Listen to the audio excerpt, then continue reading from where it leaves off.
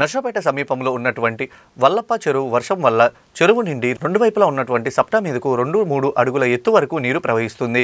గత కొన్ని సంవత్సరాలుగా ఇదే పరిస్థితి. సంవత్సరానికి 5-6 మాసాలు ఇదే విధంగా నీళ్లు ప్రవహించడం వల్ల సుమారు 10-12 గ్రామాల ప్రజలు రాకపోకలకు నానా ఇబ్బందులకు గురవుతున్నారు. ప్రతి సంవత్సరం ఇదే విధంగా నీళ్లు పారడం వల్ల సప్టాల పైన నీళ్లు వల్ల పాచి పేరుకుపోతూ 2-వీలర్ ఆటోలు మరియు పాదచారులు జారి అనేక ప్రమాదాలు గతంలో చాలా జరిగాయన్నారు. ఈ సమస్యపై గత కొన్ని సంవత్సరాల నుండి ప్రజాప్రతినిధుల దృష్టికి తీసుకువెళ్లిన ఎటువంటి ఉపయోగం లేకుండా పోయింది. అయినప్పటికీ అధికారులు స్పందించి సమస్య పరిష్కారం చూపాలని డిమాండ్ చేశారు.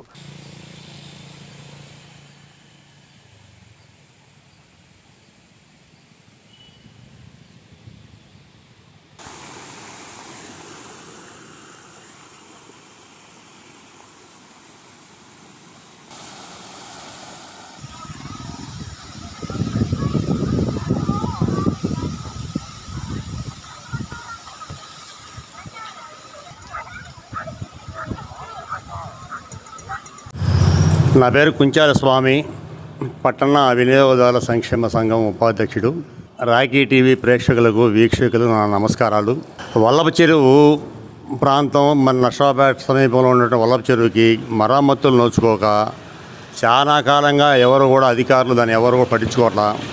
దానివలన గతంలో కురిసిన వర్షాల వల్ల ఆ మట్టి కట్ట మొత్తం కోసుకొని వెళ్ళి కొంచెం మాత్రమే ఉంది, దగ్గర దరిదాపుల ప్రమాదం అంచున ఉంది. దాన్ని అధికారులు కనుక చర్య తీసుకోకపోతే రాబోయే రోజుల్లో రేపు వర్షాకాలం ఎక్కువగా కనుక పడితే ఆ చెరువు కట్ట తెగి కొన్ని ప్రాంతాలు దిగువ ప్రాంతాలు మొత్తం కూడా మునిగే ప్రమాదం ఉంది. కనుక సంబంధిత అధికారులు మొత్తం కూడా దాన్ని సీరియస్గా తీసుకొని దాన్ని ఇమీడియట్గా మరమ్మతులు కనుక చేపడితే ఆ ప్రమాదాన్ని మనం ఎదుర్కోగలుగుతాం అనేది నా మనవి. అదిగాక ఆ ప్రాంతం అంతా కూడా 10-12 గ్రామాలకి అటు రహదారి కావటం వల్ల రాకపోకలకు చాలా ఇబ్బందిగా ఉంటుంది. ఆ సప్టాల మీద చాలా ఇబ్బందిగా రాకటానికి పోవడానికి పాచిపెట్టిపోయి చాలా ఇబ్బంది పడుతున్నారు. కనుక గతంలో ప్రజాప్రతినిధులు అందరూ కూడా చూసేలారు, వాళ్ళ దృష్టికి కూడా తీసుకెళ్ళాం. కానీ వాళ్ళు ఎవరు కూడా చూడటం వెళ్ళిపోవడం జరుగుతుంది.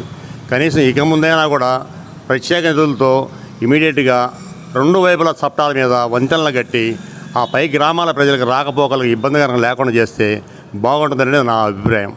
నిన్న చిన్న పిల్లోడు అక్కడ స్నానం చేస్తూ కూడా చెరువు గొట్టంలోంచి వెళ్ళిపోయి అవతల బేడబట్టడం జరిగింది. లేకపోతే ప్రాణాయ పరిస్థితులు కూడా వచ్చాయి. అది చాలా అదృష్టం బాగుండి ఆ అబ్బాయి ఇదైంది. ఇలాంటి ప్రమాదాలు గతంలో చాలా జరిగి ఉన్నాయి. కాబట్టి ఏంటంటే ఇవన్నీ కూడా ఏంటంటే ప్రభుత్వం అధికారులైనా కూడా దాన్ని స్వత్వరం చర్య తీసుకొని ఆ 2 వైపుల సప్తాలు ఆ చెరువు ఆ నీళ్లు మట్టి కట్టలు గండ్లు కూడా వేయించాల్సిన పరిస్థితి ఉందని నా మనవి.